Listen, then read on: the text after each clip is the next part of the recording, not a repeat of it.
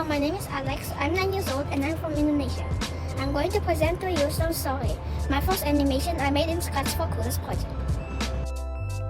Well, look around us. We are living with stone, but we never know how complicated is the process of making stone. From the mountain, the stone gets cut and then it goes to our home. I didn't know where to start because this is my first time making an animation.